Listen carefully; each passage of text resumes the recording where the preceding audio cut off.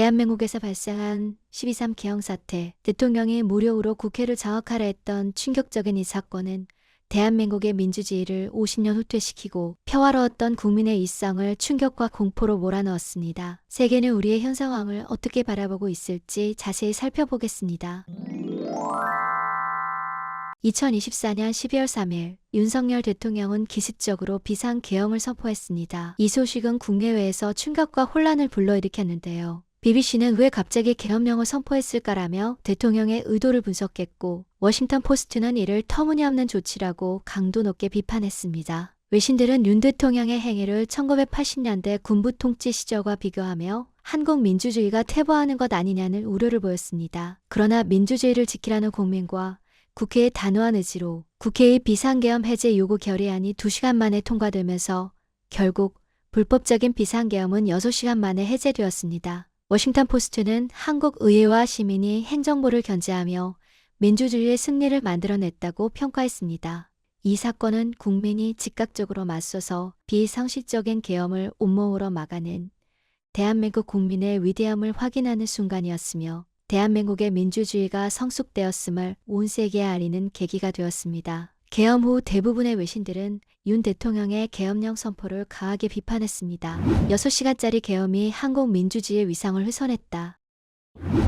한국의 글로벌 경제 및 안보 위상이 심각하게 타격을 입었다. 특히 CNN 군사분석가는 한국의 불안정성은 한미동맹과 인도태평양 전략에도 악영향을 미칠 수 있다고 경고했죠. 이후 국회에서는 대통령 탄핵소추안이 발의되었고 투표 참여를 독려했지만 국민의힘 의원들의 보이콧으로 투표 불성립 상태가 됐습니다. 외신은 이를 민주주의에 대한 모독으로 평가했습니다. 대다수 국민이 탄핵을 지지했음에도 여당의 대통령을 지킨 것은 국민의 의사를 거스른 결과 미국의 경제매체 포브스가 윤석열 대통령이 이번 계엄 사태를 통해 옴소 코리아 디스카운트를 입증했다고 평가했습니다. 윤석열 대통령의 이기적인 계엄령 사태에 대한 대가는 한국의 5,100만 국민들이 시간이 지남에 따라 분할에 지불하게 될 것이라고 논평했습니다. 여당이 나라보다 당의 이익을 중시한 결정을 했다.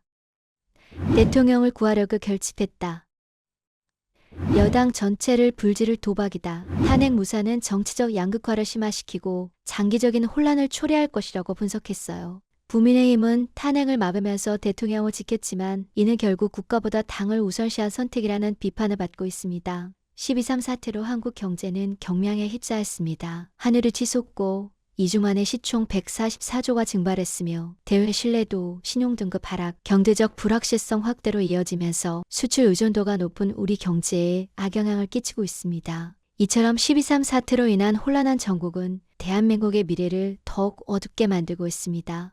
이 모든 혼란 속에서도 시민들의 대응은 특히 주목할 만합니다. AFP 통신은 한국 시위 문화를 조명하며 시민들이 K-팝 음악을 틀고 형광 응원봉을 흔들며 평화적인 시위를 벌이는 모습을 보도했습니다. 시민들의 창의적인 시위 방식은 댄스파티 같은 민주주의 시위로 묘사되기도 했습니다. 이처럼 민주주의를 지키려는 시민들의 열망과 평화로운 행동은 외신에서도 크게 주목할 만큼 특히 MZ세대가 주축이 된 시위 형태는 재치와 열정, 평화를 담은 성숙한 민주주의를 전 세계에 알리고 있습니다. 구독, 좋아요 잊지 않으셨죠?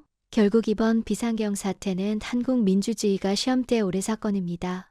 윤 대통령은 담화에서 자신의 비상계엄 조치는 합법적인 고도의 통치 행위라고 평했습니다. 그러나 전 세계는 왜 이번 비상계엄 사태를 비난할까요? 왜 대통령 탄핵을 외치는 시민들의 시위를 지지할까요? 모두가 알고 있는 그 답은 분명해 보입니다. 폭풍 속에서 아직 끝이 보이지 않고 있지만 시민들의 평화적인 노력과 민주주의에 대한 열망, 국회의 결단으로 대한민국에 다시 한번 희망을 품습니다. 오늘 영상은 여기까지고요. 공부하는 랄랄라였습니다.